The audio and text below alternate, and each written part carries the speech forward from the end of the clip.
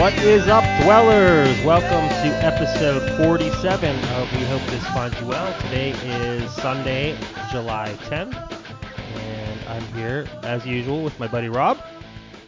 What it up, buddy? And other buddy Jimmy. What's up, buddy? Hi, buddies. Hey, buddy. And we hope this finds you well. We do. We really do. Hi, buddies. Hi, buddies. So yeah, we haven't talked in a couple weeks, so we're trying to keep them a little bit more regular. So decided, hey, why not? It's a Sunday night. Yeah, we want to be regular, like at least every 28 days or so. Right. Mm-hmm. Was that a period reference? It was. Sorry. I'm not sure, dude. I said because I had nothing else to say to that. All right. Well, come on. He made a lot of eye contact. Made a lot of eye contact. He did with Rob. It was hard. It was a whole thing. I might have to talk to HR, dude. We got 26 days to work with, so let's keep rolling here. So a lot has developed in the last couple weeks, I guess. We had a holiday. America's holiday. I've got staples in my head. Rob got staples in his head, which is well documented on. Oh, and then taken out. That sucked more than having them put in. Ooh, just for the record. Continue. Ouch. There's not a story to that. It just is what it is. We've got some new music we want to talk about, and some old music that we want to talk about since we just went to a show 2 nights ago that was a throwback to say the least. Do you want at least 25 years? You want to hop right into that first? Yeah, that's fine. Wherever you guys want to start. I'm so excited to hear about this. I'm obviously in Texas, so I was not able to attend, but I really, really, really wish I was able to attend. So tell me all about it. I'm fucking interested. All right, we're going to tell you about it. So there's a little local band called Punchline who have, made their name over the years. And found their way right into Chuck's heart. All of us. Oh, directly. Oh, absolutely, yeah. Yeah. I can't argue no that. joke. So Punchline had a show at the Thunderbird Cafe in Lawrenceville celebrating their 25th anniversary as a band. Damn. And boy, was it a lot of fun. Because first of all, the Thunderbird is a kick-ass bar. I've always liked the Thunderbird. That it's a cool venue, place. Yeah, I mean, it's small, obviously, but it was awesome.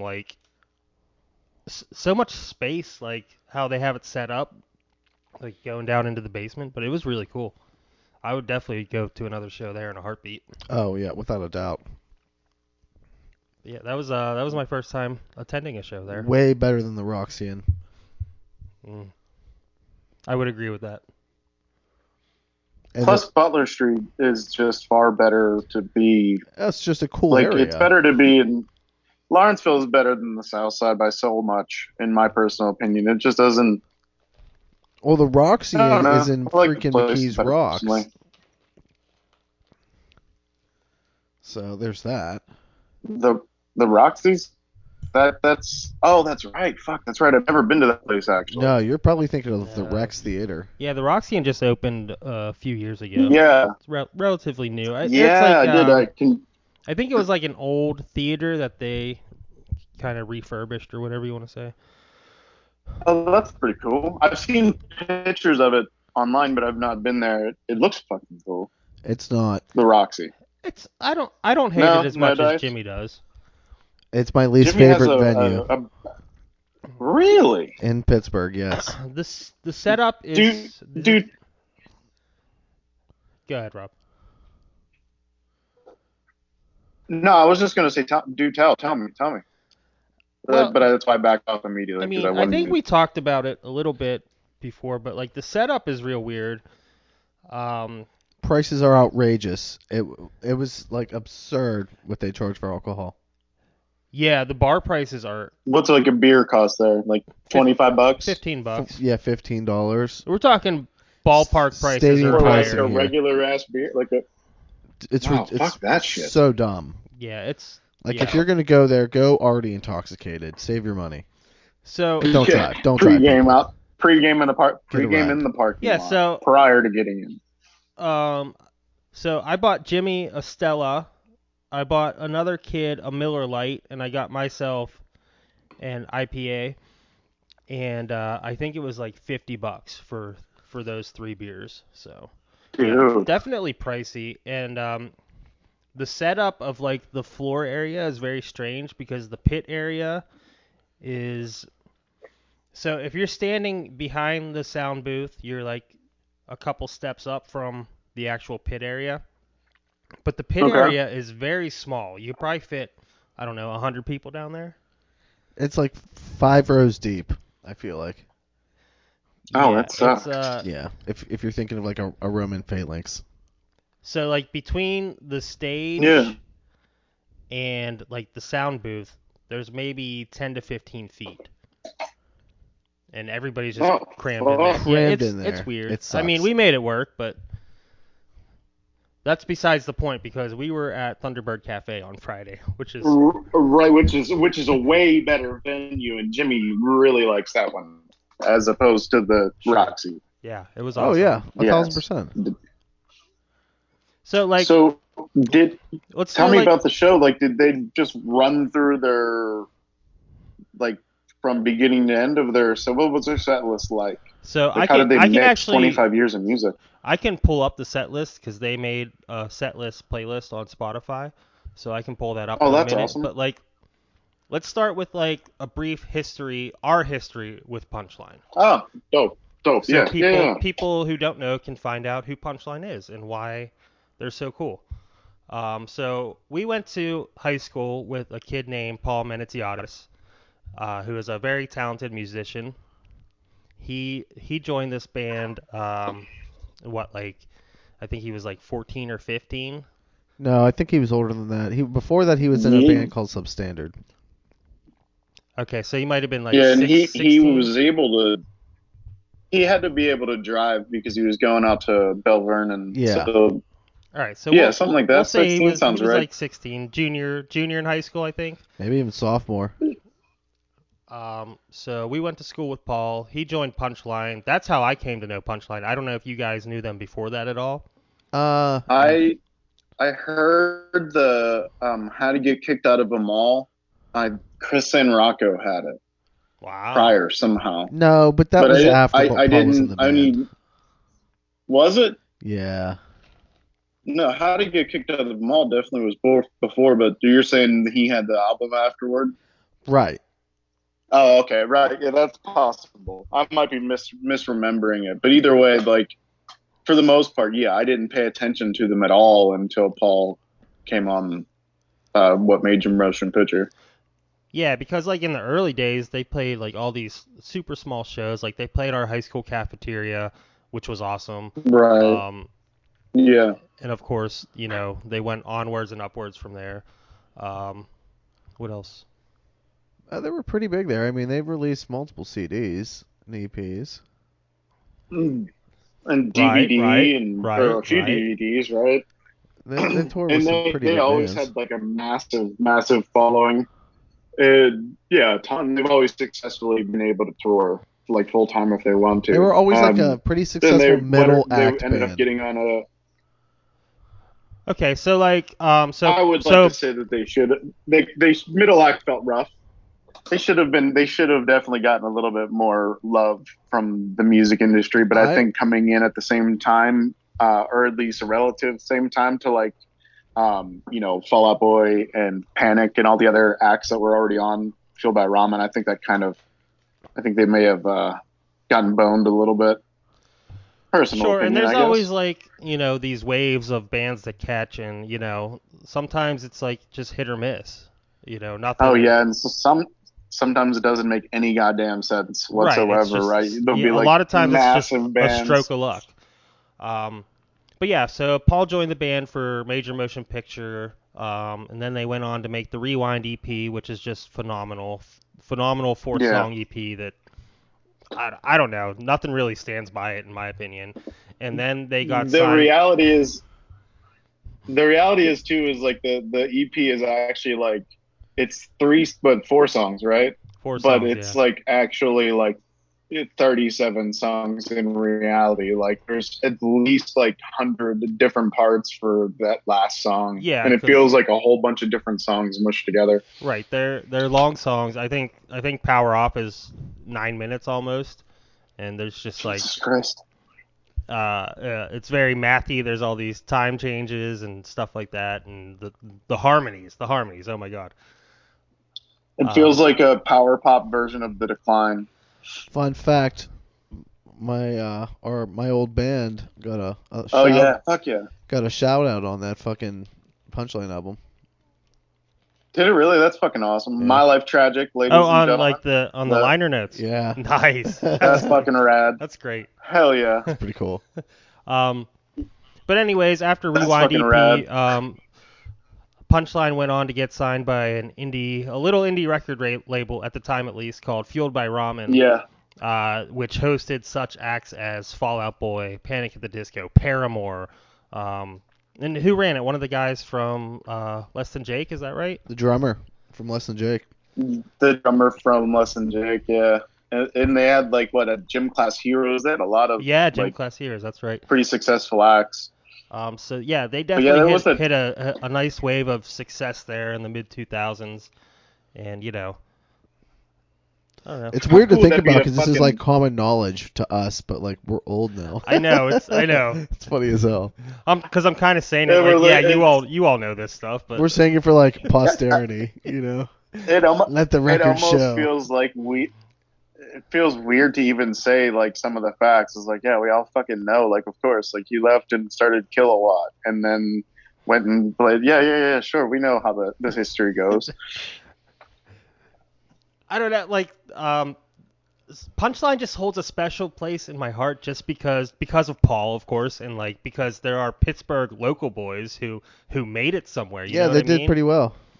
And like, and they always put on a good show. So much energy and like so much charisma.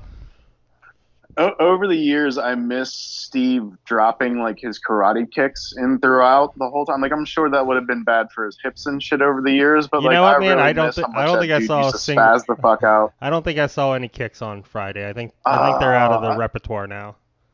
I used to have it down pat when we first started CBAC, and I would always do it during practice and shit. And I don't know if any of the other dudes really knew what I was doing, but it made me giggle like a motherfucker. But and yeah, my man definitely did some kicks there. I miss they're fucking awesome. I always liked fucking Chris in the Middle. I always thought it was a better look personally. Yeah, Chris in the Middle was dude awesome. Has a lot of energy. Slap at the bass like hell. And they talked. Dude, it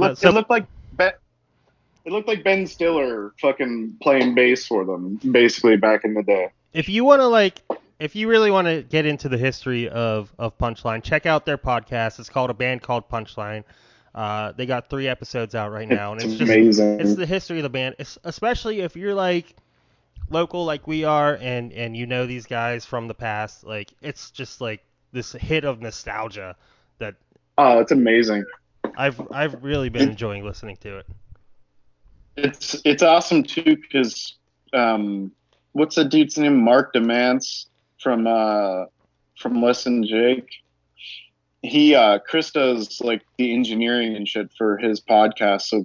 So Chris is like a badass with like computer shit. So like the Chris Demance podcast is fucking incredible. I highly suggest it. Yeah, that's what it is. Yeah, it's such a fucking good podcast. It's incredible. So go forth, listen. And I know I said it before, but I'm gonna get Chris on our podcast. He's gonna be our first superstar to be on here. If you guys are down, that would be incredible. That would be incredible. He's such a nice guy. I've talked to him at least. Reach out to him. I'm going to. That's all it takes is a little reaching out, but I get scared. But yeah, he's such a nice guy. Anytime I've talked to him after shows, I'm sure. Yeah. I'm sure he doesn't remember me, but I've talked to him a handful of times after shows. Such a nice guy, and so like positive, always has that big smile on his face. So Chris, if you're listening to this, we're inviting you to be on this podcast. Oh yeah, I'm sure he's listening. And you better bet Punchline's getting tagged in this, so he might be listening. They should. So yeah, let's talk. I mean, that's like our history with Punchline. So we can talk about the show. I'll bring up the set list for you, Rob, since you're interested. It was a good one. Hell yeah. Career spanning. And then I would like to know, after we do this, your guys' individual favorite albums of theirs and favorite song of theirs. Doesn't have to be on the same album, obviously. Sure. That's a good question. So Jimmy, talk a little bit about the show while I look up this playlist. Well, it was a good time. I mean, we got there, and I just started going for the hard stuff. I asked for Irish whiskey, and she was like, "We've got Jameson." I was like, "That'll do." Said, "Give me a double with some on the That'll rocks." do, lady. Yeah, and then Jenny said, "I'll take a shot." Yeah. So Jenny starts firing off shots shit. with Chuck.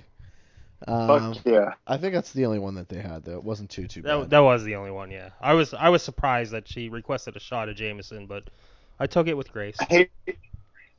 Sometimes you just want to fast forward things. You know what I mean? You don't really want to fuck around drinking a little drink and here and there. Just fuck it. Get to the next step real quick. Let's fast forward this bitch. Throw a couple shooters down. Throw some shaders down there. Hey, just go throw back a couple shooters. But yeah, did you guys get all kinds of up close and personal? Like, did you try to go front row? Like, oh yeah, we were right there, dude. You know who you're dealing with? Yeah, I fucking love you we'll guys. get into that. That's the whole reason I asked it. The whole reason, for the record, the whole reason I asked is because I wanted to hear both of you specifically say, "Oh, you know who you're fucking talking to." It's what we do. It's our specialty. It's literally what we do. It's literally what we do. It really has to be like a certain band to get me to come all the way forward. I will old man stand in the back like a motherfucker. I've tried Old Man a couple times, and I don't like it. It's not for me. I don't like it. I want to be moving I need and to get grooving. bashed. I want to come on, get my groove on, you know?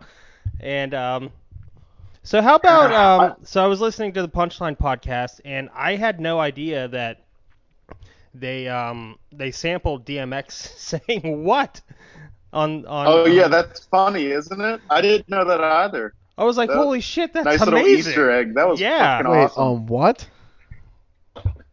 On Major Motion Picture. What song was it? Is that on Express? That's Express when they say F when I feel like what? What? Yeah, that's DMX in the back. That's DMX. Yeah.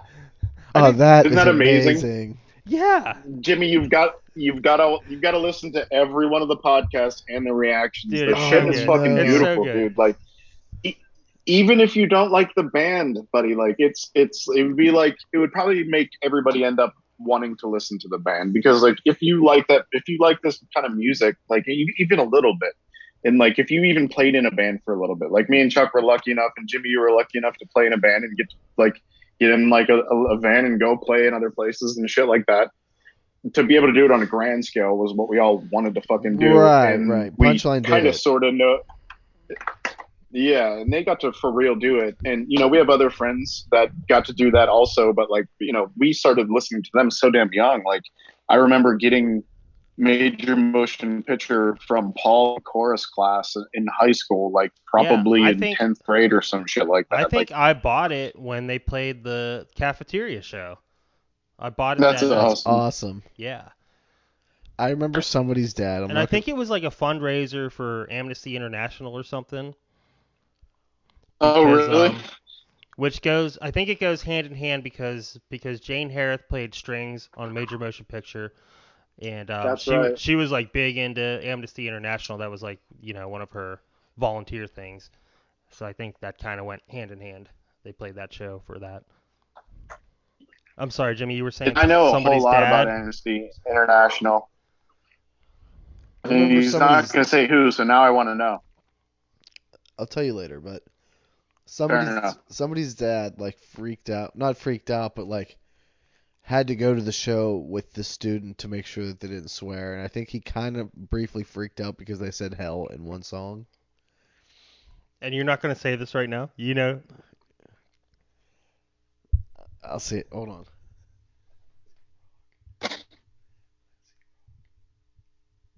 Oh, okay. I'll text you, Rob. Wait, turn your head toward me and say it.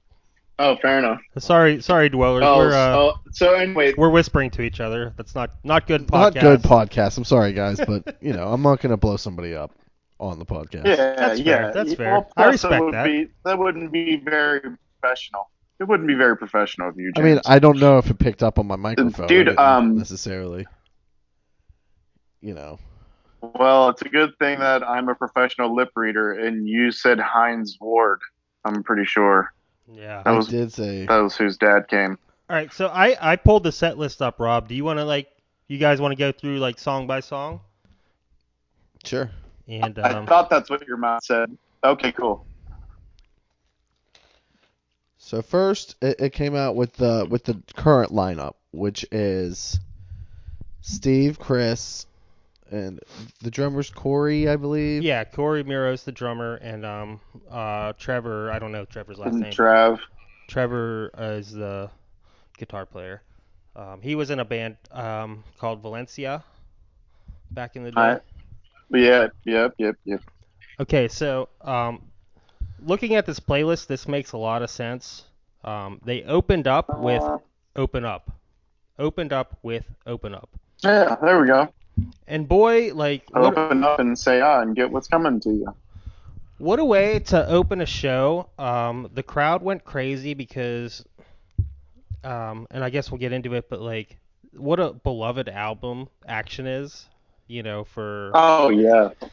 I don't honestly, I don't know if it's like that for everybody because we're the old heads here. I know they have a lot of fans post Action, with 37 Everywhere and everything after, but Action to me is holds such a dear place in my heart because it's Action is amazing. It's so good. It's flawless. In my humble opinion. Yeah, it's pretty good. I think it's pretty good. No, I'm just kidding. It's fucking amazing. It's my second favorite album of theirs for sure. Second favorite, yeah. Second favorite, okay. Next they played Flashlight, which is a classic jam from 37 Everywhere. Yeah, that's a really good song. Amazing song. I believe. And then Anthony came running out and sang on it, right? I wish. I was just gonna say that's the one Anthony Ranieri from Bayside fame did guest vocals on. That would be amazing. I was really hoping you were gonna say that. How about he just pops up in the podcast like it's no big deal? Him and Jack from Bayside. They go way the fuck back. Apparently. I know that it's crazy. These are the Bayside guys, and for those who don't know, Bayside is crazy huge. One of the most successful bands from this scene of music that we all love so much. Jack O'Shea just shreds. He's a bad motherfucker. Unreal. But yeah, they just pop up on the podcast hi, I'm Anthony Ranieri, and I know Punchline from 2001. And Punchline, it's our little buddies. Then they played Friend from the Future, which is from their most current album, Lion. Great song here. They played Keystone. Oh yeah. Keystone is a great song, especially when you're in Pittsburgh. You have to play that song. That's definitely a song for the locals. Oh, that's for the locals for sure. It's got all the Pennsylvania references. Right. You've got a friend in Pennsylvania. Love it. Yeah. Screaming it. Okay, then they played Caller 10 from 37 Everywhere. Then they played Gin Blossoms cover from their Songs from 94 EP, Found Out About You. Oh, they do a really good cover of that. Fuck yeah. And then they played Find Yourself, which is their newest song, just released about a month ago. Oh, awesome. How was it? Everything was incredible. We go. They sound so good. I feel like I'm fanboying out right now, but sometimes they deserve it. Fuck that. All right, let me be honest. Sometimes I forget how much I love Punchline. You know what I mean? I go, I have lapses in my Punchline fandom. Do you know what I'm saying? No, I do. Where I revisit them on a constant. and then I forget like about certain albums and shit and how great the I'll tell you what, shit really when I was. put shit on shuffle on the old on your iPod Touch. On your iPod Touch, Jimmy. No, but on my iTunes and Uh-huh. Punchline pops up, dude, never skips it. Yeah. Like, cause even like, so the albums that I'm not as familiar with, Just Say Yes especially is probably It's a great album. probably the one I'm least familiar with, but like. Yeah, me too. But that was at the time when I like fell off. Okay, but then like they played one of my favorites, and it's for other reasons than being Punchline. But they played Roller Coaster Smoke, which is a song about the show Lost, which you both know. Great song. You both know is my favorite show ever. Right. So that hits me in multiple places. That gets you good. It gets me good. I was very excited to hear that. The others are coming to take us away. I don't know what they want, 'cause they never say. And then they did this huge rock star entrance for Paul. Well, no, first they started out with like giving a nod to everybody that was in the band ever. They were like, yeah, we want to give a shout out to Greg Wood. We want to give a shout out to John Bellin. Shout out to PJ. He's out in the crowd, which he was. We'll get to that later. We're gonna get to that right after we talk about this entrance. Beautiful. And then you're like, and of course, we want to give a shout out to Paul Manatiadis. And they're like, Steve strumming like a little chord. It's like you're like in church when they would strum chords like between, and they're like preaching in between the church songs. You know what I'm saying, Rob? Oh yeah. Guys, this morning when I woke up, so the Lord it was gave me a word. It was like that, but in the end, it was Paul coming out to the stage, and man, the crowd erupted because we all want to see little Paul play with Punchline. It was crazy. It was like they cheered louder when Paul came out than when Punchline first came out. Yeah, it was special. It was really special. I always hope and pray that, like, because when Paul came back into the band, like, don't get me wrong, like, Trevor's a bad motherfucker, and the guy's great voice. Trevor's I've not ever seen him live. He's fucking awesome, and he covers Paul's shit really well, or the other vocals, I should say, that really, really well, and fucking honestly, he John does Bellin, because I love what I he was brought surprised to the table. because they did multiple songs. What Bellin brought to the table. Yeah, and they did multiple songs from Action without Paul, and Trevor he kept up. He was good. His voice sounded good, real good. And he's a beast of a guitar player too. Yeah, for sure. And like, dude, like, filling that little dude's shoes is fucking serious, man. Like that, he sings like a fucking angel. He looks like he should have been in like a '90s sitcom, like The Cool Guy somewhere. And Rob, you've been saying that since chorus class. What's that? That Paul just sings like an angel, and he barely has to try. Oh, it doesn't make sense. And it'll be like, oh, hey, man, I really didn't like know him too well aside from chorus class, like 1 year in high school, but like he was the nicest fucking kid going. And he would be. I remember one time. Oh yeah, always vaguely, he's still so nice. All of them are playing guitar. And he would literally sit there and go like, tell me a song and I'll play it right now. And we're kids still, like, upward, or maybe like 15 years old. And he's probably, he was 1 year older than us, right? Yeah. Some shit like that. And you'd literally be like, say like anything. Like you'd be like, Rancid, fucking Journey. And he's like, yeah, sure. And start playing it, or he'd sit and think there for a second and go like, I think it's in A. Okay, cool. And he'd start playing, and you're just kind of like, oh, you're a savant. Like, this is what I do is beat on that thing until it kind of sounds like something. What you do is totally fucking different. And we got to play with some of his other bands and shit. No matter what band the dude's in, they do fucking awesome music. I know. Like, every band he's been in has always done, like, fantastic fucking music. So to hear, like, that they went a little bit more nuts for him than Punchline is not crazy, because he's our generation fucking rock star. And not to toot our own horns, Rob, but we have played shows with Paul. Even me, the fill-in bass player, Like we played. You weren't the fill-in.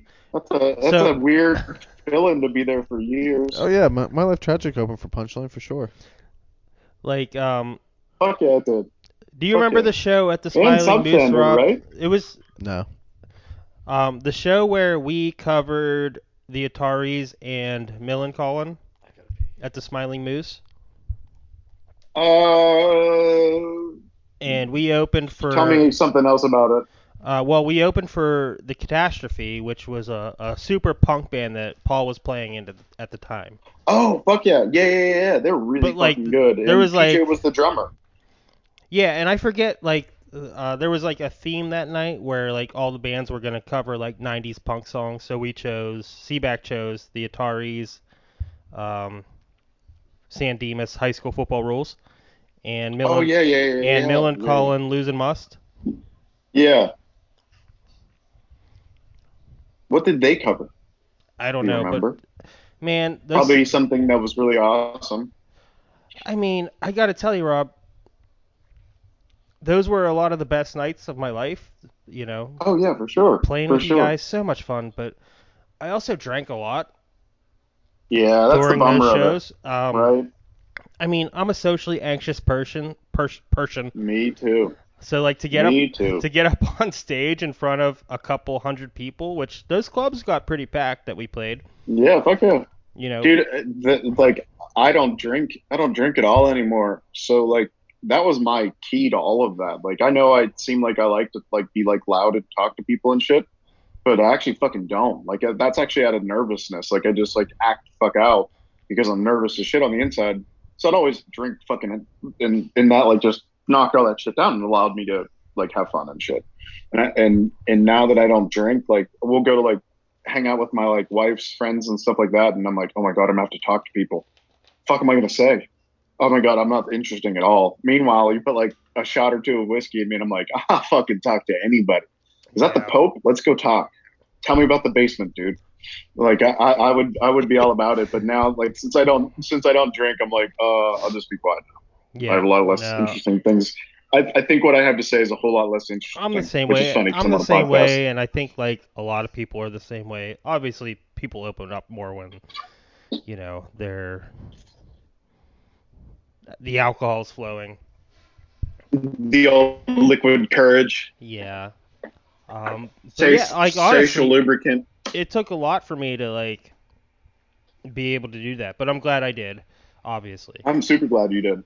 That was a dream of mine since we were little kids. I Me know having that's, hand surgery couldn't that's- happen faster. that's what you always say. Two things you wanted to happen in your life: play with Chuck Lynch and play with Jed Dixon, and you got them both at the same win. time. And then we also got like fucking Duffy, Codwell, and Billy and Kenny. Like, those were some of the funnest people I've ever met in the entirety of my life. Dude, well, so all right, yeah. we'll get back to the punchline here in a minute. But we were The punchline. so our good friend. Let's give a shout out to John Kuhn right now. Our good friend John is Oh yeah, I love that guy. moving his family to Florida.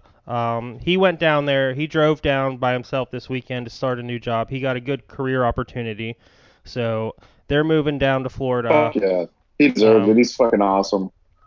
He's one of my favorites to ever exist. I love him so much. I love you, John. I know you're gonna be Oh, yeah. one of the ones who listens to this, so this is Yep. your special Love shout you, out. buddy. Fuck There you yeah, go. He John. deserves Fuck it. yeah.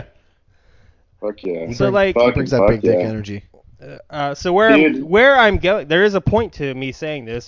So Greg Malis, our other buddy, had a I love him. He's so funny. Love him. he's awesome. So funny. So Greg had a big going away party for John, hosted at Greg's house, and it was so much What fun. else?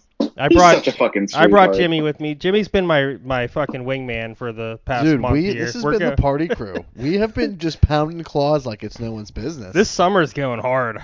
Dude, it's so fun. I've had so much I fun this love summer. that. 37 years old, and That's like the it's best. nothing. It's like I'm like it's 17 all I know, over. nothing's stopping us. I'm like, Jimmy, there's like another party this weekend. You want to go? He's like, yep. I'm like, I got the cooler. So Get like, some claws. Let's do it. so like, Fill up the Yeti with the claws. so anyways, Greg had this big going away party. I smoked 2 pork shoulders for it. Greg grilled some hot dogs. I don't know if you've ever had Greg's hot dogs, Rob, but they're literally the best hot dogs because he cooks them With love. like New England style. Don't put the recipe on the internet. Split. So he uses split. Yeah, don't do that. Greg, I love your hot dogs. They're the best in the world. So where I'm going with There we this go. is the night ended up. So I put the It's Our Time Down Here on Spotify on the podcast episode page. So anybody can go listen to Seaback at any time if you search for it. We ended the night listening to Seaback in its entirety. And we all sang along with it. Duffy was fucking pumped. Kuhn was pumped. Kuhn was the number one Seaback fan, obviously. He was at every show, singing every word. Yeah, clearly. He was in the music video. Yes, he was wearing his Riverview football jersey. Yes, he was. He certainly was. I fucking love that man. He's fucking great. So I think where I was going with this is like, so Tales of Ben Weaver, which isn't on that album, but is on the Choked Out EP, right? It isn't? No. I think it's on that album. We recorded it twice. Tales was on the Choked Out EP, We recorded not... Tales twice. But yeah, it doesn't matter though. We're getting in the weeds here. But yeah, no, we definitely like took the first EP and made it into the full length. Yeah, for sure. Yeah. Yeah, because We did the old school switcheroo and just took all those songs and put it on the next shit. I think all but one song was on. We there, were a right? band for a band for like 9 years, and I think we ended up with like 9 songs. We did about one. I think Rob went away. But anyways, so like, Jimmy, you try to get Rob back, and I'll continue talking. So like, and Duffy, I know you're listening too, but like, we love the opening of Tales of Ben Weaver so much. Just Duffy's fucking drum beat. We're talking about Duffy's drum beat in Tales, Rob. Yeah. It's just like. Oh. And Rob, we actually talked about this. I've been trying to figure it out. He's gonna have to show me that shit. I can't figure it out. It's like also too, I'm not coordinated enough, probably. So, and Duffy told me that somebody along the line told him that this guy from Seaback takes the most simple drum beats and makes them look hard as fuck.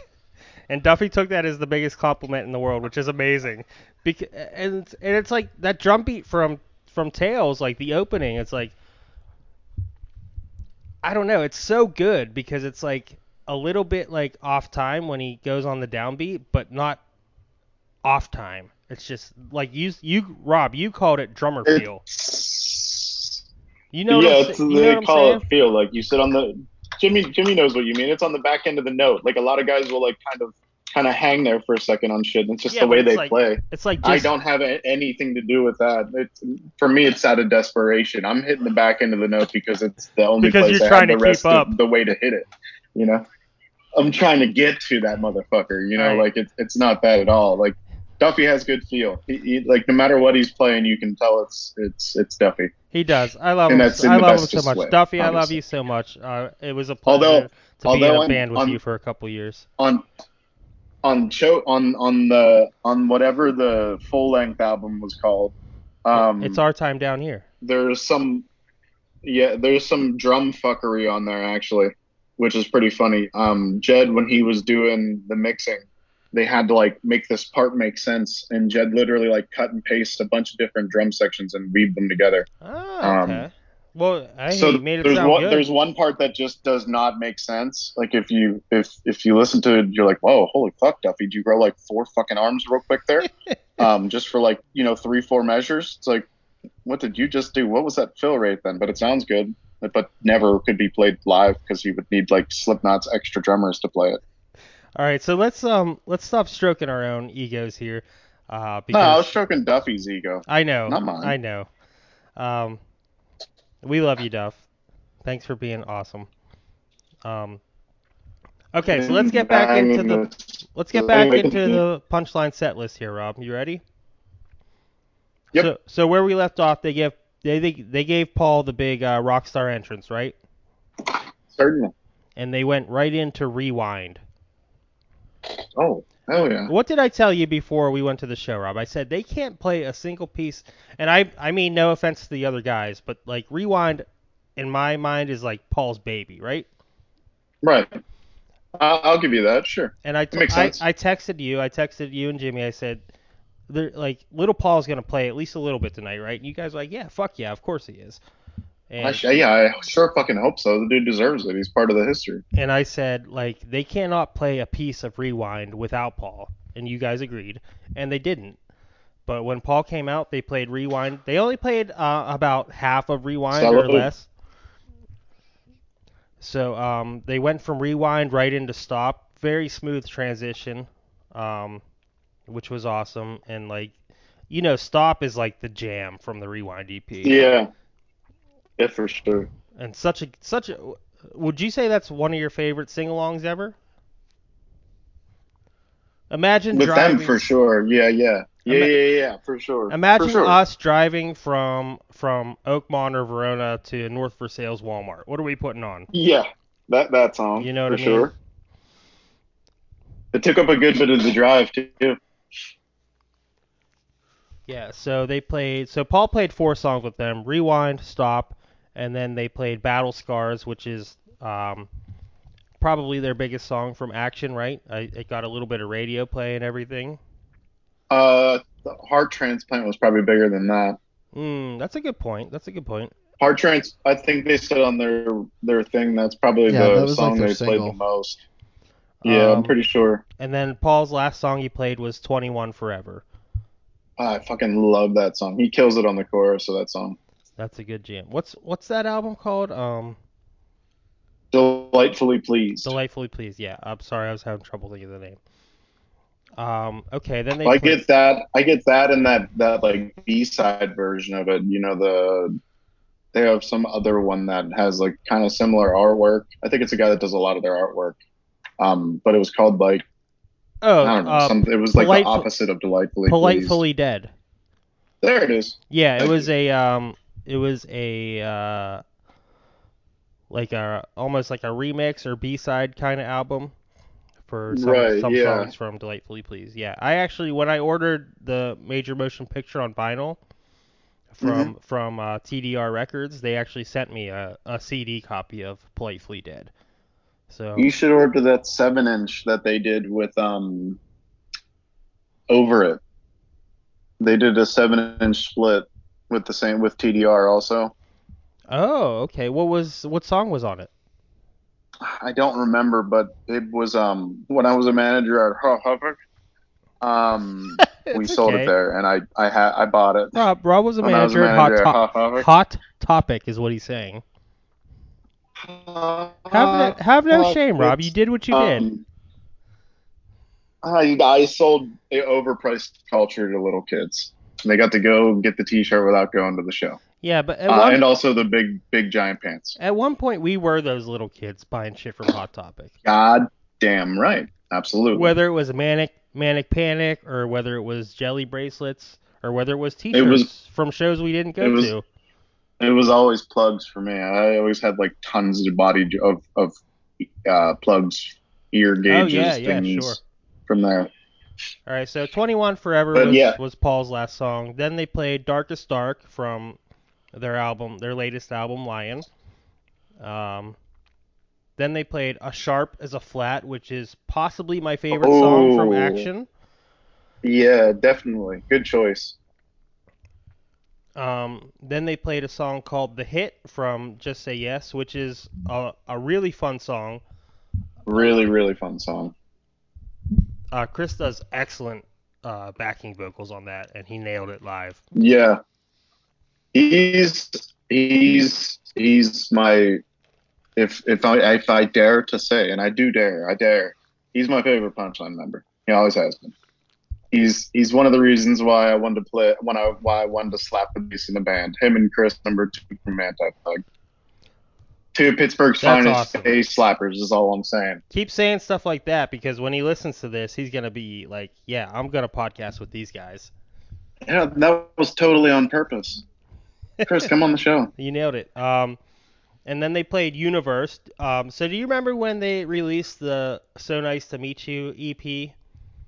Yeah, absolutely. And Chris put out the videos that said, if this doesn't reach #1 on the charts, I'm gonna quit the band. It was an amazing promotion. I remember, I do believe it worked, right?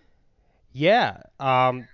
They reached Fucking #1. awesome. I don't remember exactly, but they reached #1 on either like the rock charts or alternative rock charts, and they did it. That's fucking cool. And it was all self-promotion. They did it though. The magic of the like partially the only good thing about social media is cool stuff like that. Everything else about social media is basically poison. Okay, then they left the stage for a minute, came back for the fake out, and they closed with the old fake. They closed with Heart Transplant. It was amazing. Ah, that was fucking awesome too. So good. Fuck! I wish I was there for that. It was a really good show, Rob.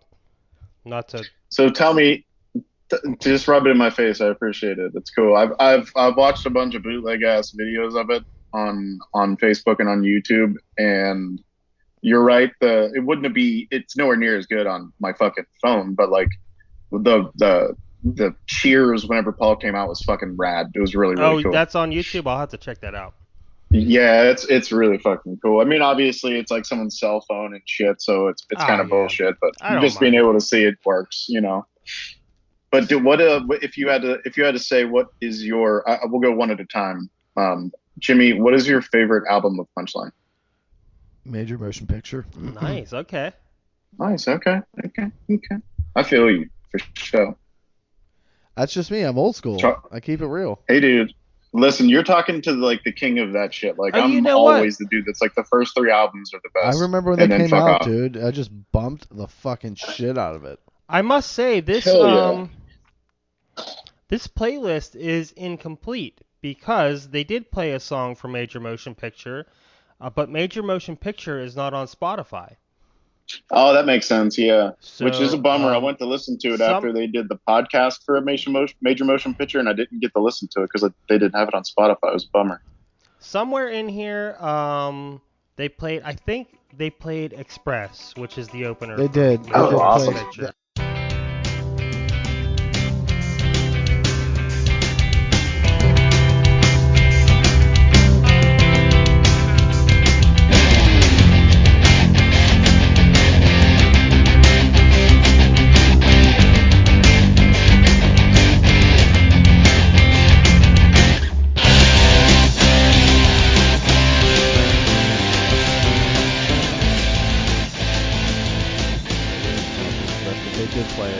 It was early on, yeah. Yeah, it was like I think the second or third song. So forgive me, but it was always they like did, the opener. Yeah, thank you for saying Major Motion Express, Jimmy, because they Major did Motion throw. Picture. Yep. That's the Scotch. Major Motion Express. That's the Scotch. Yeah, that's all right. Loose tongues, Yeah, Major Motion Express, great album. Yeah, they did. Dude, play that's that. a good name. I like it. I was kind of hoping like it would have been a way throwback, and I don't know if the crowd is, back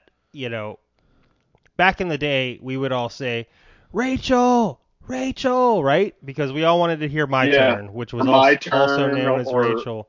Yeah. Which was from their self-titled CD. Or Bingo. I fucking love. Dude, Bingo, I love Bingo. The acapella part of Bingo. Yeah, Bingo's great. Dude, if they would have played Rachel, I think I would have freaked out, but it was not in the cards for this night. Maybe it's going too far back. Yeah. I don't want to talk on the phone anymore. I want to see your face, Rachel. That fucking song was awesome. That's really some old school shit. Like I remember Jimmy downloading that shit on Napster and burning me copies of it. Oh, dude, yeah. Yeah. Fucking love Napster. It was my shit. Yeah. You were the king of that shit back in the day. Metallica would have hated you. Oh my god, I had so Lars many Ulrich songs. would have kicked in your door, dude. Dude, I remember downloading like 7 to 10 songs like right before I went to bed. All Metallica. Just so that, because it would take that. All Metallica. Dude, when you tried to download that many songs back in the day, that's how long it would take to download. Yeah, because you're on dial-up, kids man. these days don't know the kids these days don't know the struggle, right, Jimmy? Man, all they have to do is click a button. We were downloading shit. We had to search for shit, which was like sometimes cryptic, and then we had to download it, which took forever, and then we had to burn it to a CD Oh yeah, you had to burn it to a CD in to order make the world's most awesome mixtape, right? And then Well, dude. you would find like all these like demos and B-sides. Like the Strider had a was the couple best. songs that like weren't on any of their albums, and That was like so underground as fuck. It was dude, crazy. it was awesome. And then like you have these songs like even like old Starting Line songs that you couldn't find anywhere Yeah. else. You know what I mean? Or you would end up like downloading something, it would be something totally fucking random and off the wall, and you let it download all fucking night long, and like you go to play it and it's some weird like Dutch fucking house music.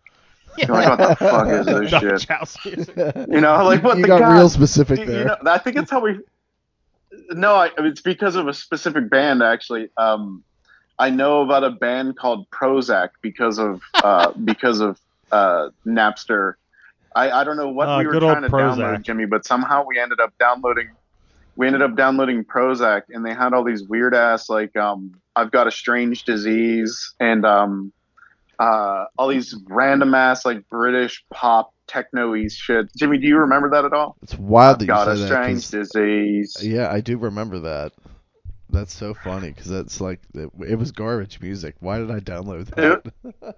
But dude, like I can still remember all the lyrics. Like I thought of that recently and went to YouTube and was like, holy fuck, that's not like a fever dream. Like that's actually a real fucking band. And I listened to it and it was terrible. It was fun. It was terrible. It was terribly fun. So there's something. I But wanna like, get- dude, think about like how good the kids Yeah. have it. All right, so we went. Go, Jimmy. Go. we- I was gonna go off on a tangent. It's all good. We went over the set list. Now Jimmy wants to talk about the time we had at the show. How, things like how we started the mosh pit. Things like how I tried to pick PJ up onto my shoulders. Things like that. So yeah, of course, Chuck starts the. Chuck's been getting rowdy lately. I don't know what his deal is, but he gets front and center in the pit area, and he just fucking bumps into me every time. I may have an answer. No, I may have an answer though. it's on Charlie, time. are you It's drinking on time. IPAs? I don't do it randomly. No, he doesn't do it randomly, but he Is does it it on time. I Is he do drink- it. I do it when I know the feeling of the song is that the push pit is about to start. Yeah. Charlie, So I start. Charlie, I start are you by. drinking Are you drinking IPAs at the show? No, I drank a couple icy lights, but I did drink. Pounders. But that being said, Just a couple pounds of icy light. I did drink 3 IPAs before I came to the show. I wasn't driving, so it's all good. I know it was there. It was somewhere in there. Your Yeah. bougie beer makes you angry. Yeah, 3 IPAs, shot of Jameson, 2 icy lights. I think that was all I had that night, but it was enough to get me That going. sounds like a Pittsburgh fist fight. Like if it was on the menu, that shit would be called the Pittsburgh fist fight. A Pittsburgh Like- fist fight. That's amazing. I love that so much. Oh yeah, we started off the night down at Amsterdam's in Lawrenceville. Had a couple IPAs. Man. We ended Yeah, up I in jail threw back later some in the evening. IPAs. I took a shot of JMO, and I chugged a couple of icy lights. You gotta And get next some thing you know, I irons. woke up down in Connie. Yeah, you gotta I get woke some. up down in Connie. Shit went crazy. Yeah, if I woke up in Connie, that'd be a fucking night. Holy No, shit. he said county. Oh, I thought Yeah, you I were said- saying Connie like Connellsville. Jesus. That'd be a My crazy bad. night too. Oh yeah, either way, that's a crazy night. Right. So no, Chuck, he's all riled up. Keep in mind. Listen, So listen. this is when they're giving shout outs, all right? I like to, in my own defense, I like a nice mild mosh pit, a push pit, if you will. I don't like the hands flailing and the fists flying and people trying to do karate kicks. But a good old fashioned pop punk push pit where you literally just push each other. Yeah. Yeah, me too. I agree with that.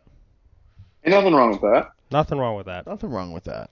So, but the problem is sometimes it doesn't start unless you start it. That's true. Past couple shows, I had to start it. Jimmy's my guy, so So I'm in on starting it. he gets Ain't he nothing gets wrong the with first that. couple pushes. And then I open it up.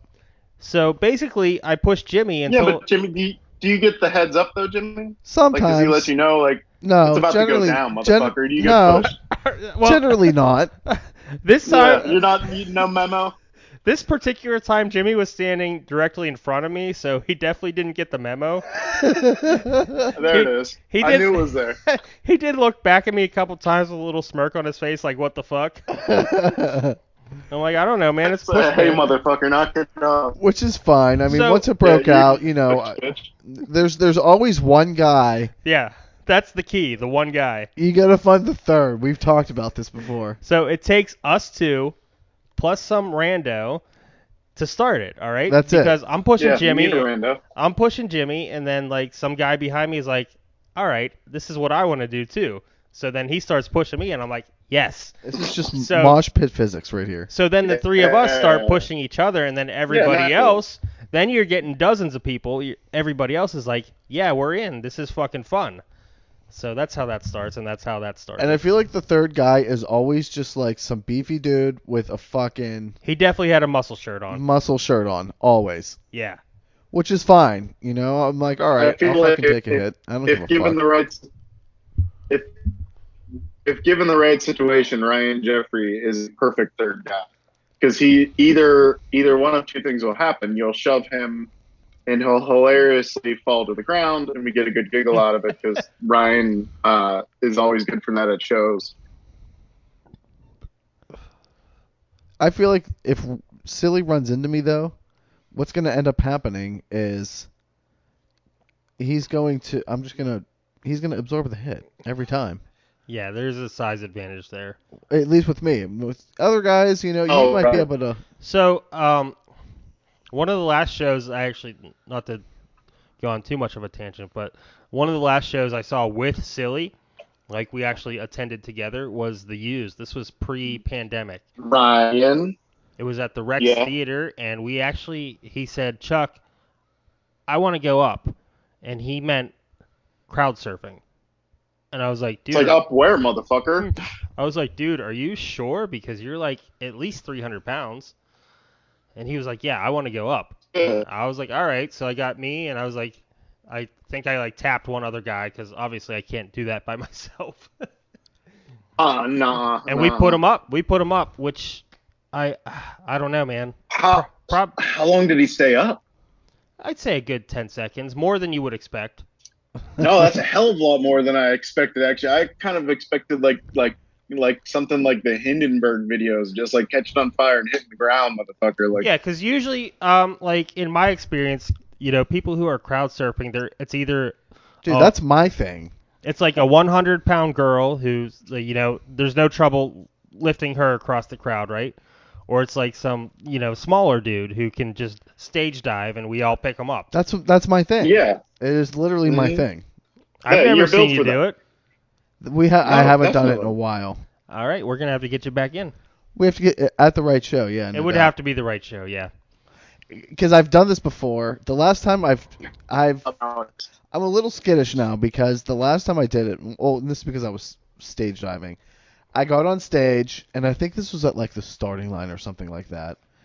And this is a fucking Laga of all places, and I was like pointing to the crowd. I'm like, I'm gonna fucking jump. I'm stage diving. It was like a bunch of chicks, and they fucking You went right to the floor. Oh no! right to the floor. Like it hit so hard, like sawed stars. That's funny you say that it was the starting line I- because I recall a Warped Tour where starting line played, and somebody stage dived, and I'm pretty sure there was an EMT involved afterwards. Yeah. So apparently the fans that are into the starting line, not tough dudes. They don't catch you. They will not catch you. So there's no don't worry, I'll catch you there We got wildly off topic. So let me get back to my situation with Chuck here. situation. So Chuck, he's about 6 or 7 drinks deep here. They're introducing everybody. So they say, "Hey, what's up to PJ, the drummer from Punchline?" He's in the Yeah. middle of the crowd, literally right in front of Chuck. Dude, PJ was Right. jamming with us the whole time. He was another super nice guy. He was awesome. So Yeah, Chuck decides to pick him up, all drunk style, And he picks him up a little bit. So I like From the hips, he kind of like picks him up. I wanted to make sure he got a proper shout out. Okay. Right. So the first. Oh no. Okay, I have the visual now. Go ahead. All right. There it is. Okay. So PJ's standing right in front of me. You know, he's jamming with us. Whatever. Super cool dude. Like I said. So I wanted to make sure, you know, he was recognized for his time spent in Punchline, which was a very long time. Very long time. It was. So the first time I picked him up, I just wrapped him. I wrapped him around the waist like he was my prom date from the back, you know, and I hoisted him a little so he was like, you know, slightly above head level. And Not at all smashing his dick in the process. I'm no, sure. no, I grabbed like his belt line, so there was no dick hurt. He was at the belt line. I saw. It was all good. It was was all good. regulation. It was regulation. Okay. It was a solid pickup. No issues there. So what happened next? Well, that's good. I was worried about it. Okay, cool. So Chuck, now, you know, they're like, oh, I think they keep cheering or something like that. Chuck goes for round 2 on this motherfucker. I went for round 2. Round 2. This is where he went wrong. No. I went wrong. I did. Because wait, let me preface this by saying I'm so embarrassed. I am so embarrassed at this moment, and I can't take it back. But I want to. I want Jimmy to tell this story because it is hilarious. If you're not me. Oh my god. For me, it's bad though. I am right next to Chuck, witnessing all of this, and I'm fucking losing my mind. Because Chuck gets down low, okay? He's trying to get him up high. I think Chuck's unilaterally trying to get PJ on his shoulders. I got down low. So he tries to get in this stance. Oh no. He half picks him up and realizes, I'm not that strong. And all right, so I was going for like I wanted him to be sitting on my shoulder. That was what was happening. That's what he was going for. That's what was happening. Rob. The he's Rob, a jolly good fellow kind of thing, you know? Yeah, this is good for you, Rob, because you haven't even heard this story yet. We literally saved this. We literally saved this for the pod. But this is wonderful. My drunk envisionment was me picking him up, him sitting on my shoulders, and everybody cheering for him. PJ, yeah, PJ, woo! And Chuck for lifting him up like a beast. Sure. Naturally, yeah, sure. But I am a human with physical flaws. and physical limitations. Limitations, yeah. Yeah. Also, too, like the sheer mechanics of it, Charlie, you're like 6 foot something, dude. Like to bend over at the waist and just deadlift him the whole way up. That's kind of he's not a small person. In a crowd full, a full crowd full of people surrounding me, like no room to dead center in the middle of the pit. Oh my god! In an official, like full-fledged Pittsburgh fist fight in the gas tank, ready to go. Yeah, Pittsburgh fist fight in the gas tank.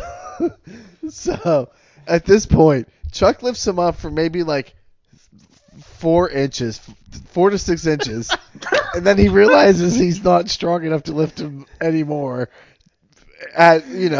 Down goes Frazier. And then he tries to abort, but it's too late. He just goes down, drags PJ with him. And I'm just kind of sitting there just watching him like, dude, what are you doing? So we pick him up. Even PJ... I can't tell you the amount of money I would spend. PJ turns around and... Put me the fuck down, dude. PJ turns around and he says, dude, what are you doing? I was like, I don't know, man. I wanted to pick you up. It was so fucking good. I'm blushing right now. It's so bad. Chuck is so red right now. He's so embarrassed. Oh my god. My fucking face hurts. I can't tell you how fucking funny that was. Holy shit. It fucking made the night. It PJ, did. I'm sorry. Oh god. I can see it in my head, like him kind of high-lowing behind Charlie, like and them just colliding to the ground, like it's some weak-ass double leg takedown. Here's the thing, though. He was all about it. He was so cool. He was all about it, and like after the show when we're walking out onto Butler Street, he's standing outside like high-fiving people or whatever. I give him a hug and I whisper in his ear. I said, "Sorry, PJ, I'm sorry I tried to pick you up," and his response was, "That's cool, man. I liked it." So I guess I'm good. But even Oh, you should be. He's a kind soul. a very kind soul. And like 5 minutes later, I looked at Jimmy. I said, Jimmy, I'm like so embarrassed right now. He's like, it's good, man. Nobody remembers. Like the giant bearded dude with long hair. This little, Well, Paul came out and then there's it just this washed little everything thing away. called the YouTubes. Oh, that's true. That probably helped, right? Yeah. Everybody forgot except for YouTube, though. I swear to God, there's probably a video of that on there. I'm hope. gonna find it. Honestly, and we're I gonna hope put it on there our is. page. I hope there is, and I hope you do find it because I would love to see it. Jimmy just got the most sinister I smile hope on his so, face so ever. That was the bad. best shit I've ever seen. Dude, That I just will. hit me, You and I'm just like, look like the fucking Grinch, bro. Like, If you can find that, I will. I will. You might have to watch like the whole set, but I will gladly post it. yeah. That's a dwellers, if you're out there, any of the dwellers, if you're out there, find this. It should be pretty easy to find. But just please fucking like find this. I'm Somebody who's better I'm a at big fat technology than guy me. with long hair, huge beard at the moment. Charlie looks like an extra. You look like an extra on the Sons of Anarchy. Yeah, But you I could see also that. have like the kindest sounding voice ever. No, No, I'm like then you Opie, talk dude. and Charlie's I'm like, "Oh, hey, Opie. buddy." I'm You're Opie. like, what the fuck? I actually think he looks more like a Confederate Civil War reenactor. Why do I got to be Confederate? Dude, could you imagine if he shaved the chin off of that shit? Oh my yeah, god. just Big old mutton chops. if Chuck would have just shaved right here, bro, like just off, you would have the best, like, I don't know, like some president of ours, like Clifford or some shit, had like the big old mutton chops that came up into the mustache, but didn't have the chin for some reason, like the anti-goatee. Some That like shit would look amazing. some Chuck. Rutherford B. Hayes like kind of Lemmy shit. from Motorhead. There we go. I know Jimmy had a name for him. I knew it. So I believe it actually comes from Burnsides, and he had big old chops, and they called them sideburns because of Burnsides. Fun fact. What else do we need to say about? You know what? We got distracted a long time ago, but maybe about 20 minutes ago, you asked Jimmy what his favorite Punchline album was. He said Major Motion Picture, and then we went Good callback. We went on a big tangent, didn't we? Yeah, I just wanted to finish. Though. That's what we wanted to do. I just wanted to finish the show and talk about you. Sure. Your miraculous feat of picking up PJ. It was miraculous. So Rob, what's your like? I'm really happy to. God, I'm sorry. Well, I was just gonna carry on with the original question. What is your favorite Punchline album, and/or what is your favorite Punchline song? 37 Everywhere is probably my favorite album. Wow. Okay, I didn't see that coming. I really, really, really enjoy. I really like the way they wrote around that time. Some pretty good, heartfelt, fucking great, moving ass shit there. I love it. Do you still have Major Motion Picture by any chance? And I have CD and vinyl. Yes. Would you be able to, like, I don't know, give me the CD so I could put it on iTunes or something? Yeah, sure, I can do that. Okay. Sorry, Rob. And I think I'm gonna need it back there because it's a classic. Oh, of course. Yeah, it's probably original copy. And I think my favorite song by them might be Ghosty. Okay. When you can sing to your feet, I've made a huge mistake. I've realized, but either way, you won't forget those pictures. Even if you burn the hard copies, you have a million names, and one of them explains it all to me. But Your answers are surprising me, and not in a bad way, but I just didn't expect it because that's from our old head perspective, that's relatively newer stuff. Yeah, no, I just like. I mean, I do really like. Was Ghosty on Just Say Yes or Delightfully Pleased? It was. Just Say Yes. It was Bell was on that, right? Okay, you're getting bad robot voice right now. Yeah, that was. My bad. Can you hear me now? Yeah, it's not your fault. It's just like internet stuff. Bellin is. Yeah. I think you're trying to say Bellum was on that album. All right, so Rob's getting real bad robot voice, so I'm gonna interject here with my favorite Punchline album is. Can you hear me? Yeah, we can hear you. You had a bad connection there for a minute. My favorite Punchline album is Action by far. Action's my number 2. It's close between Major Motion Picture and that one. Yeah, it's just so good and like It's professional. It's very professional. such a great sing along. Jimmy, so like we drove home from RD's 4th of July party and we put on Action. Oh, dude, our harmonies? Are you kidding me? Like It's crazy that we don't have a band. it's fucking crazy, man. So like I'm not a good singer. I would never say I'm a good singer, but I do enjoy singing, you know what I mean? But like when Paul hits that really long note in the world, Oh, it's so good. Jimmy, can you tell the dwellers how I nailed that? He carried it the whole way. The whole way. That's a big note. Whether it was on key or not, I don't know, but my breath held Nobody's it. business. My Yeah. breath held it, which is a feat in itself. Dude, you're one. Dude, many drives down the road listening to you singing in perfect harmony with me. Now, whether or not we're both singing in the right key, but we harmonize together perfectly. Of course we did. And it's not only about, if you sound good, but like just the feeling of singing with you, Rob, not to get like super mushy or anything, but like No, but do get fucking mushy. like some of the best memories in the world, just driving around and singing with you. I like specifically want to find a 1989 Daisy Diesel so we can do it when I move back. It's only going to have 4 gears though. No, it can't have. No, it's not a 5-speed. Fuck out of here with that extra gear. And it was funny because it was a 4-speed, but the stick had 5 on it. I remember the first time my dad drove it, he tried to shift it in the 5th, which didn't exist. So, Daisy Diesel was like one of the greatest shitbox cars of all time. It was a 1989 Honda Civic DX. Our buddy, rest in peace, sold it to Chuck for like $20. No, dude, he sold me. You know, He sold me 2 Honda Civics for $20. That's right. Remember? There was the model right before, the white one. The white one, which was an SI, which I kept in the backyard for spare parts, which I don't know if I ever used any of, but I feel like your dad did some work with the made two a couple of those things vehicles. work, yeah. Yeah, for sure. But yeah, we would Dan always was drive just around like, in this. Man, I'll never have a car deal that good again. $20 for Not two a cars. chance. One was actually drivable Yeah, one could get inspected and drivable.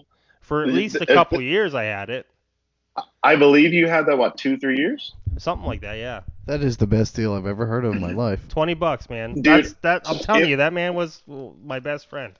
One of my best friends in the world. This car it was so fucked up, but it miraculously kept running because it's just an old school Honda. That's what they do. Its valves wrapped so hard it literally sounded like a diesel engine. And so we named her Daisy Diesel. And then it ended up having a head problem also, and it started pouring out black smoke, which I think that's where the diesel came from eventually. That probably works, yeah. But yeah, we spent many hours and hours on pointless drives when gas was affordable. And of course, the first thing you do when you get a car back in 2001, you put a CD player from Best Buy in it, right, with the kit. Naturally. And then you go for a road trip because fuck it, gas is only like $2, so we're good to go. Yeah, it wasn't even $2 at then. Plus, you had a 4-cylinder Honda that got like 4,000 miles per gallon somehow. Yeah, dude, I love that car. So where were we? Anything else you want to say about the Punchline show, Jim? Besides, it was such a good time. Not really. I mean, Jenny actually came with us because she's also a Punchline. Oh, we were still talking a little bit about our favorite albums. Action for me, so I met Jenny in the spring of 2004, which is when that album came out, and we had that thing on repeat for a year. We just played it over and over again. She appreciates the harmonies and the vocals. She's, somewhat of a singer herself, She's a singer. and we would just sing along with that. We drove cross country to get married. That was definitely, in the mix a lot, and it was just so much fun. That album takes me back to so many good memories with you, Rob, and with Jenny, and yeah, good times. That sounds Great like it's times. like your life That album. might be the 1980. album, huh? Yeah, it hits hard. It hit hard. Yeah, you it got hits, some real history with that It album. hits hard. Favorite song though. I'm tempted to say Roller Coaster Smoke because it's a fun song and it's also from my favorite show, Lost. So I'm gonna go with Roller Coaster Smoke for favorite song. Just for Yeah, but funsies. that's a cop out. Give me a backup. Yeah, come on, dude. You need to do better than that. I mean, mine was random. Jimmy's was random. Come on. Mine's probably Express. Okay. That's very acceptable because they opened with that forever, and it was always fucking incredible.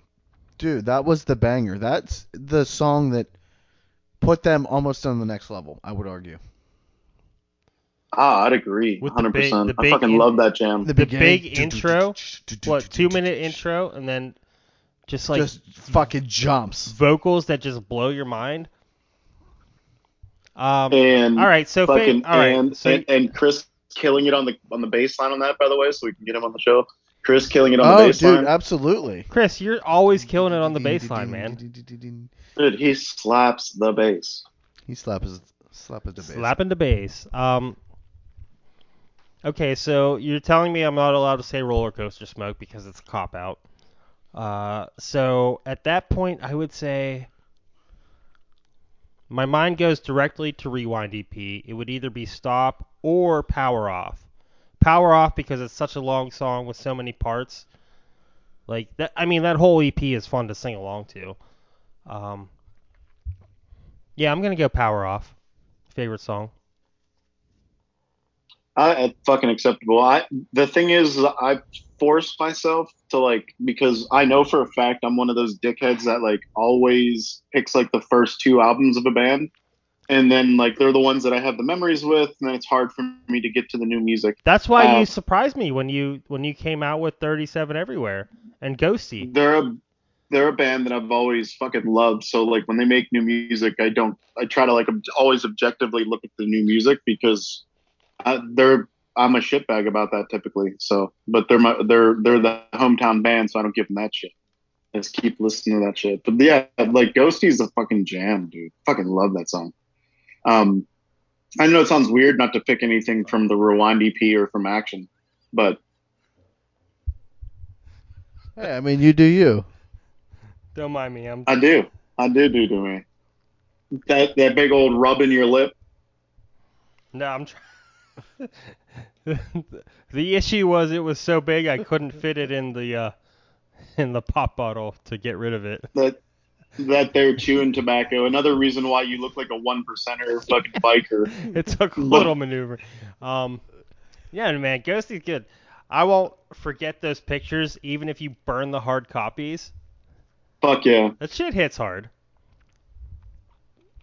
Yeah, that song's fucking awesome. The sad part is things never worked out with Ghosty because that was the whole So Nice to Meet You EP was about Ghosty as well.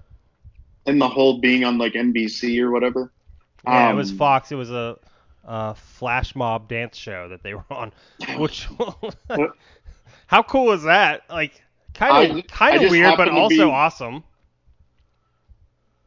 I just happened walking by a TV and saw it on TV. And you're like, is that It was Steve? something real random that I actually caught on TV. I haven't seen I was like, that. what in the motherfucker? Why are there balloons? Jimmy hasn't Why seen are the there flash balloons mob. coming from the ceiling? What the hell is this? So there used to be a show. There used to be a show on Fox that was flash mob dancing, which was people surprising other people with a flash mob. Okay. Which would be really annoying in actuality. This went directly in line with the release of the So Nice to Meet You EP, where Chris threatened to quit the band, which was an awesome promotion. Right. Yeah. And so it was the same week that this EP came out. They were on this show where Steve went to L.A. or wherever to present this flash mob on Fox TV to Ghosty, the Ghosty from all the songs. Interesting. Yeah, well, I guess I'll send you... inside baseball. Yeah, a little inside baseball. I guess we'll have to send you a link or something. Yeah, for sure. But another fun fact about that song, they have a music video that they did at like the Tom Savini like School of Magic or whatever the fuck it's called. That kind of made it sound like Hogwarts right then, but it's like the movie magic show. You know, fucking Tom Savini's famous as shit. A lot of my favoriteest zombie movies he did. I got to meet him a few times when I was a manager at Harvard. But Hot topic. They did a music video there, and it's fucking awesome. They look like they're all tripping on acid and shit. It's pretty freaking cool. I said frickin'. That was weird. So I have a question for Rob and Jimmy, which is also going to be a little inside baseball. Let's just hash it out right here. We're sitting at almost an hour and a half for this episode, just from the Punchline show. Do we want to save other topics for a next episode, or do we want to go long? I think that's a good idea. I think it's a good idea. I think we nip it in the bud. I think that's pretty digestible. I think the longer episodes maybe scare people away sometimes. All right, that's fine with me. I think that's pretty common. I think an hour and a half is safe. So yeah, this is definitely a Punchline episode through and through. So I'm glad we got to nerd out and stroke them a little bit because we do love them. Yeah, fuck yeah. Yeah, they deserve it. They've always written amazing music. And the shows, I've seen them, probably dozens of times by now, but I've never seen them put on a bad show. They're always so energetic, charismatic, always sound great, no matter what the lineup is, whether it was, with Little Paul and PJ or with Corey and Trevor. They're just good. Oh, fuck yeah, dude. One of my favorite shows. Sorry for interrupting, Rob, but one of my favorite shows. No, you're good, Bubba. Was at Mr. Small's. I don't remember exactly when this was. I'll say 5 years ago, but they did. Maybe it was 6 years ago. Maybe it was like the 15th anniversary of the Rewind EP. So they did a show. Right. They did a show at Mr. Small's and played a bunch of songs. It was great, and then they did an after show at the Funhouse at Mr. Small's, which is a much, much smaller venue than the downstairs. It fits maybe 200 people max. So Jen Schmidt actually got us in. Shout out to Jen Schmidt. Not that she's listening, but shout out to Jen Schmidt. She actually got us tickets to go into the Funhouse where they play... where they played. They played the... Nice. They played the Rewind EP front to back with the original lineup, which was incredible. So that was a lot of fun. That's one of my favorite Punchline memories. That's incredible. Yeah, I don't think I made it to that one. No, it was great. You were gone already, Rob. It was like 2016. Yeah. Oh yeah, no, I was already in lame ass Texas. No, not lame. I don't mean that. I love Texas. I just miss home. You were deep in the heart of Texas at that point. Down in the heart of Texas. So, I guess we're going to wrap it up then. Thank you, everybody. Thank all you dwellers for being dwellers and checking us out as usual. I'm not going to go over the spots to listen to us because you know them. You go to your podcast player, you type in, "We hope this finds you well." You click follow, you click subscribe, whatever it is, and you'll stay updated with all our episodes. Do check us out on the socials, though. We have a Facebook page. We have a Facebook group, a fan group. And we have a Twitter page as well, so follow us on those to be updated on everything. We hope this finds you well. And, of course, check out all of our podcast buddies, which you know by now. Fireside Chat, the guys at McSauce. I miss the McSauce voices. They're on a bit of a hiatus right now. I just met those guys. They were pretty funny. Yeah, Jimmy was a... Oh, yeah, awesome guys. Yeah, Jimmy was a rock star at... Artie's 4th of July. We just real quick, short little tangent, but we walked in and I said, "Hey, what's up, Paul?" And Paul's like, "Is that Jimmy?" I was like, Am I famous? Hell yeah, it is. I was like, yeah, that's Jimmy. You sure are. Shout out to McSauce. Paul's one of the best people ever. Oh, I love Paul. Fuck He's yeah. awesome. Like we talked about music for a good half hour.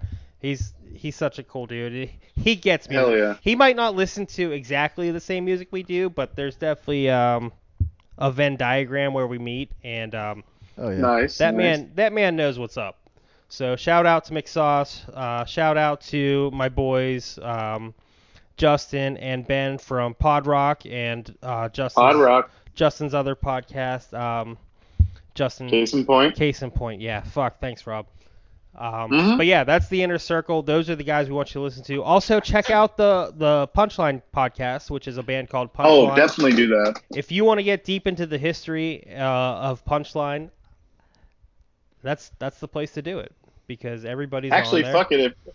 If you're just on a treadmill and you're just looking for some shit to listen to that's really awesome quality and like fun history of music Yeah, of a dude. random ass band to get into, fucking get into it. It's Absolutely, especially if you're local from the Pittsburgh area, like, it's just a lot awesome. of Show fun. some respect, motherfucker. Show some respect. Pay your dues. Listen to a band called Punchline wherever you find your podcast.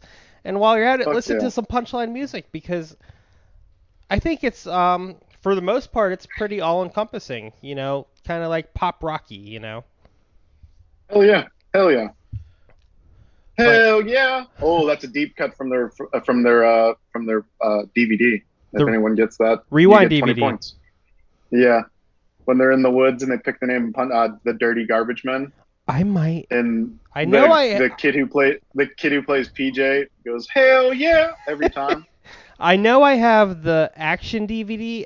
I might have the rewind DVD. I'll have to look into that. If we do, You gotta look into it. It's awesome. If I do, we should have a group watch. It's on YouTube. I found it on YouTube. So I think maybe Okay. Chris has it on there in a couple different pieces. It's fucking. They do the food dance and everything. It's fucking beautiful. It's hilarious. It was before its time. Oh hell yes, hell yes! Like sketch comedy basically, and fun pop punk music. It was the best before its time. Geniuses, go check it out. All right, so thank you everybody so much for listening to this episode 47 of We Hope This Finds You Well. I'm doing like a lot of hand motions here, like I'm like I'm 50% Italian or something, which I am. So it makes sense. Thank you all for listening, dwellers. I'm Chuck. I'm Rob. And I'm Jimmy. And we hope this finds you well. Say good day. Good day.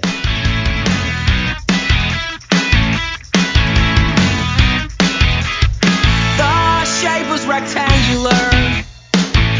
The color was purple, and I was a kid spinning a globe around. Yeah, picking out places that I wanna live. You grew up in a fairy tale world, but you can't spin the earth, and you can't figure it out. You're at home, you can tell when you see the bridges and bell. Pennsylvania's the home that you know that you can always come back to.